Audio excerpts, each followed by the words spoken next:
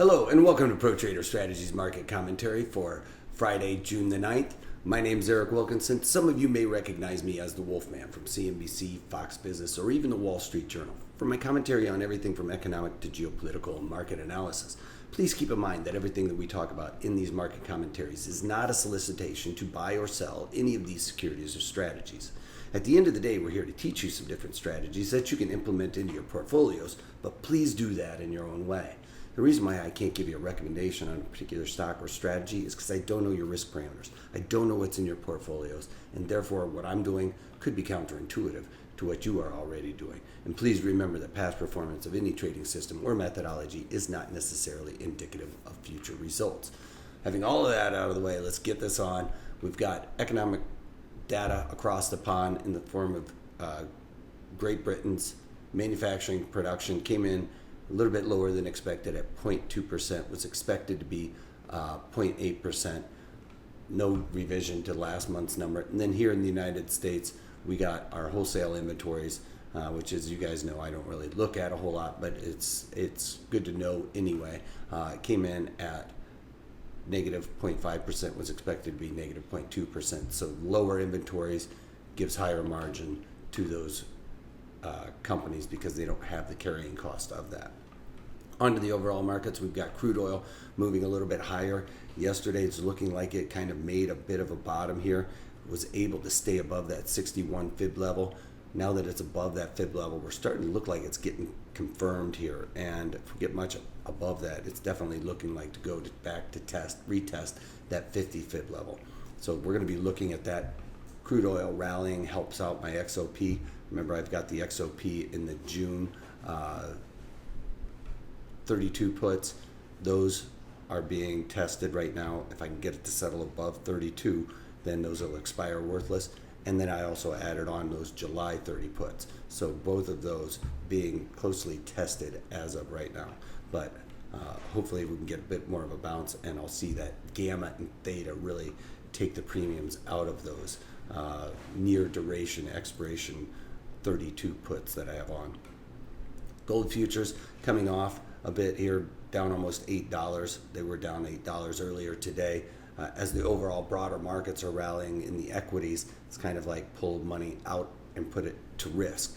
And we're seeing that across the board, other than in the NASDAQ. NASDAQ's kind of bucking the trend right now, down pretty big as the Dow Jones, IWM, E-mini S&Ps, all of those markets, the S&Ps are all moving higher. So, and I'll talk about that here in a minute, but gold futures giving up a bit of ground as it's kind of like risk on trade is what we used to call it on the floor.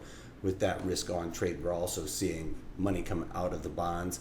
Pushing bonds lower means the increase of yield. So people are starting to speculate as we get closer to this FOMC meeting, starting to add back in those future rate hikes that were all priced in. They started pulling it out a little bit. Now that money's coming back out of bonds and into equities, putting on some more risk. This is what I was talking about with the Dow Jones. It was just up 90 points, starting to give up quite a bit of ground. Probably NASDAQ starting to pull back. We did create an all-new historical high today in the Dow Jones. As I said, it's only up about 60 points now. Just a few minutes ago, it was up over 90. But the Dow Jones still up on the day, as opposed to what we see here in the NASDAQ. NASDAQ really accelerating to the downside. They were down, just about 40 or close to 50, and now starting to see it accelerate down about 55, really kind of engulfing this last several days. And I've been talking about this. It's just been really quiet with the markets.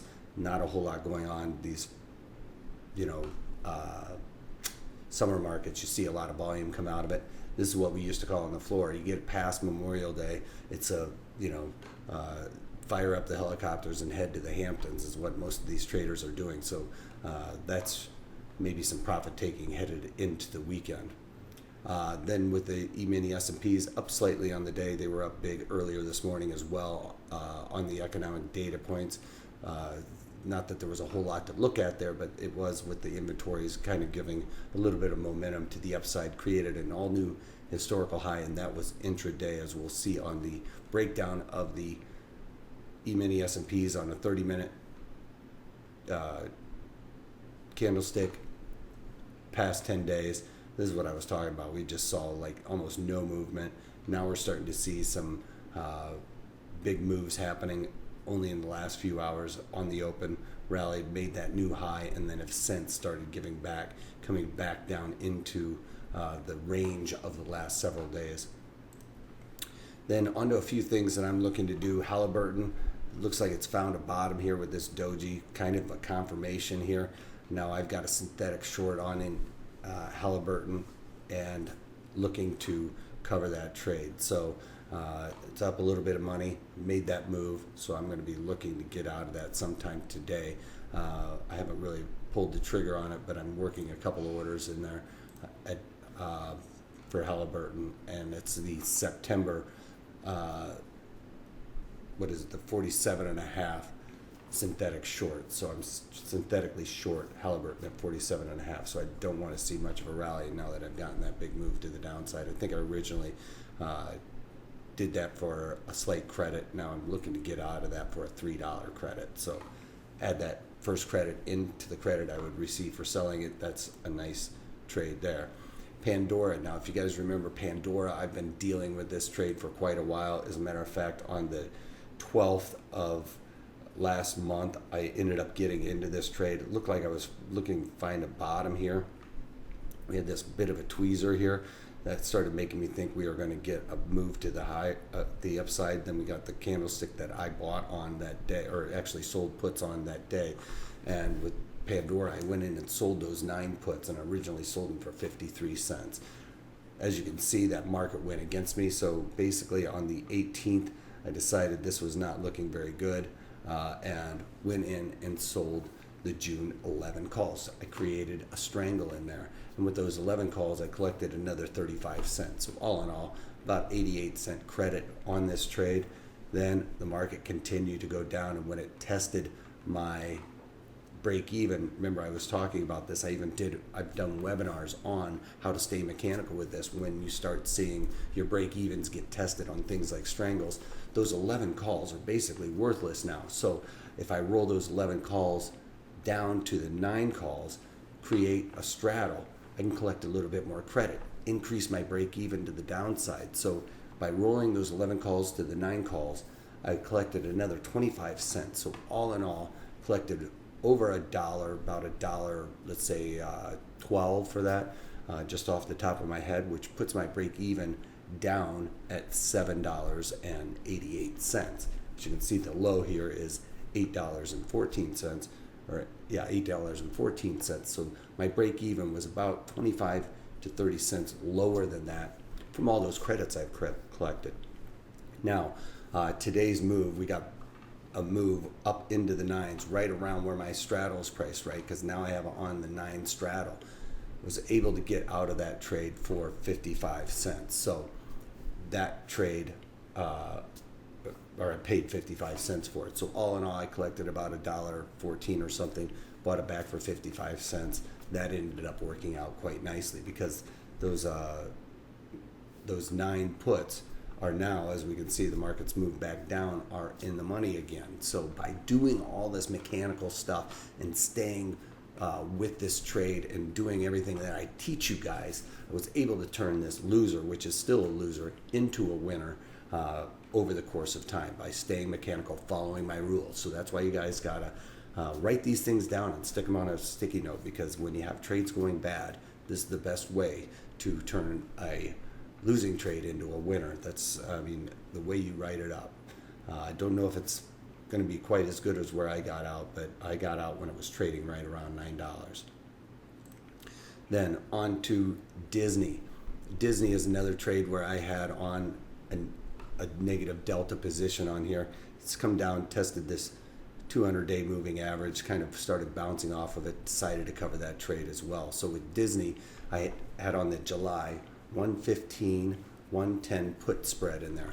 And I originally paid $7.36 for that. So right in line with my rules that I talk about with the increase your probability of success.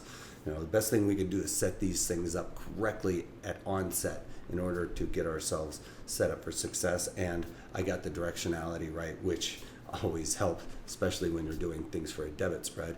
And followed my rules to get out and sold it out for $10.86 for that trade.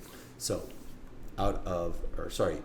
sold it for $10.98. Sorry, when we started getting down there, and decided, at that 200-day moving average is going to hold up support.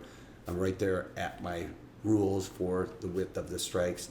As a matter of fact, I got out a little bit better. Right on the open, I put that order in before the open and got filled relatively immediately after the open. And then on to IWM. Now IWM, some people, hindsight being 2020, got out of this trade a little bit early because I got out of this trade yesterday with a big move up, came up and tested where I thought it was going to go. Didn't really see it blasting above the value area high. Thought it might. As a matter of fact, I went back and forth with myself trying to decide whether or not I was going to cover part of them yesterday and then the rest of them today, but decided to just get out of it. Anytime you start second guessing yourself like that, like maybe I should get out of some, I usually feel like if you're starting to think to get out of them, that's when you should really get out of them. And it was following along the lines of my rules with this too. So I had on the August, was short the 135 puts and then long the 140 calls. So that created that risk reversal that I did the webinar on, and followed my rules. I actually kind of looked at a few other ones, found this one a couple of days after that webinar, put this on, did it for an 11-cent credit, and then got out for a $2.29 credit. So that adds in the original credit. I get out for $2.40 total on that trade. Today, probably a little bit better. Probably get out for another dollar higher. I mean, it's and that being that risk reversal, I probably could have collected another at least 50 cents, possibly 75 cents extra today had I held on. But hindsight is 2020. I felt when it got up here to these 141-ish area, went through my 140s, I was out. Kind of met my objective, a little bit slightly lower, but decided to get out of that trade yesterday with the big move higher, and wanted to cover some of my long deltas because we've had a big move higher.